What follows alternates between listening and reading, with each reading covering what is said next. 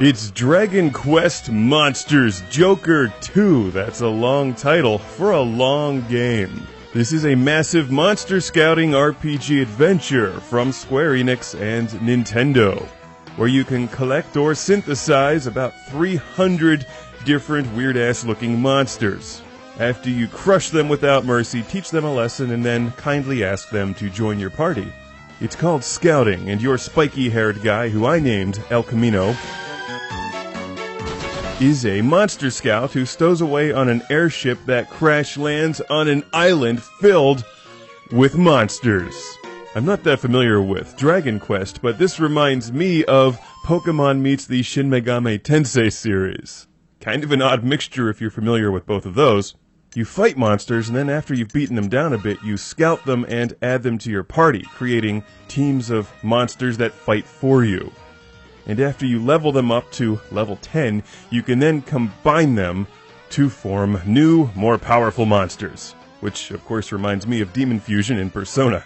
Except, this game is a lot less weird, and not quite as interesting. It's a very straightforward RPG-style adventure with turn-based combat that works extremely well on the Nintendo DS split-screen display.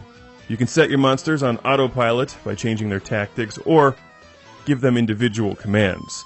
And as you play through the game and level your monsters up and synthesize new ones, they'll learn all kinds of new magic spells, which are a lot of fun to use in combat. While I did not find the storyline terribly exciting, I enjoyed the sense of humor in the game, and found it to be a predictable adventure-style game with a lot of grinding. If you enjoy collecting monsters, leveling them up, and merging them together to create more powerful ones with different magic spells, and then fighting with them, then you'll probably enjoy this game a lot. And after you've formed a suitable team of monsters, you can battle other human beings using a local wireless connection or by connecting to the Nintendo Wi-Fi connection for the Wi-Fi World Tournament.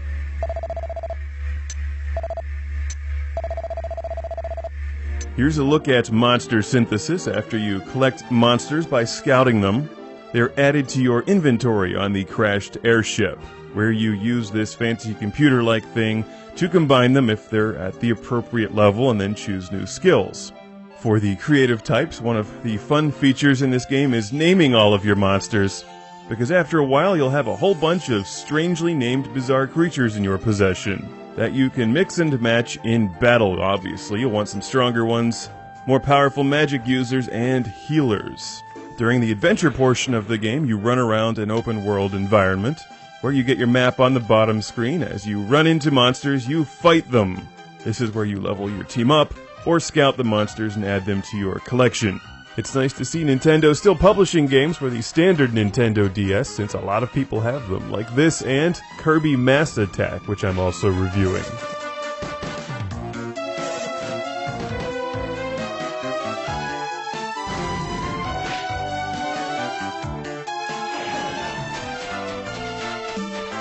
Like a lot of these games, it gets old hearing the same music over and over again, but that kind of comes with the genre. With Dragon Quest Monsters Joker 2 on the DS, you get a ton of gameplay, a few giggles, and the chance to create a world-famous team of battling monsters under your control.